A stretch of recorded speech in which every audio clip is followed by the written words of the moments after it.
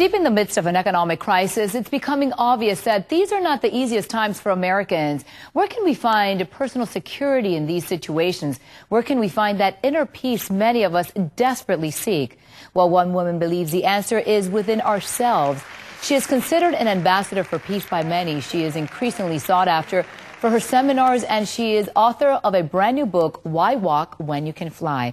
Please welcome to the Balancing Act this morning, Isha, and I have to say it is such a pleasure to have you here this morning. Thank you. What is it about your experiences, maybe your background, that compelled you to help others?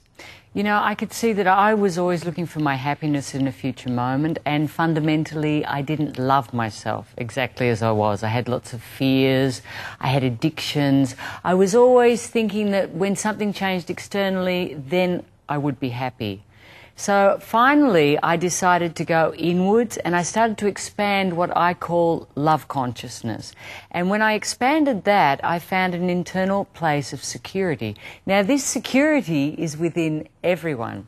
And I've been taking this system into very troubled situations like high security prisons. I've been teaching the reinserts from the warfare in Colombia. Wow. And normal people, you know, modern normal people with busy lives, because we're always looking for our security externally, but it's fragile. We have to have something internal, something constant and permanent. Be happy with ourselves. You know, I teach these facets in my book, and what they do is if you're in a stressful situation, you can start making a new choice, to start choosing for the love instead of the fear. You know, often the dramas are created in our minds, but if we can pull ourselves back into the present moment, be present with ourselves and focus on the love, we start to realise that we're always creating these obstacles ourselves. And speaking of that, nowadays it is very difficult not to have those thoughts, because we see it on TV, we read about it in the paper. There's a lot of negativity, and we tend to keep it within ourselves. How can we deal with that?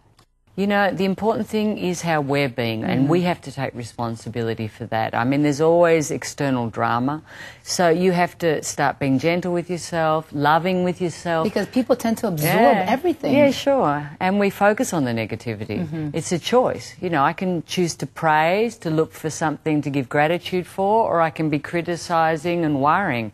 It's a choice you make in each moment. And as you expand internal consciousness, you can just find that peace. It's an absolute energy. We have it when we're children. Children are perfectly in the moment all the time, and they live in joy. And adults can have that experience as well.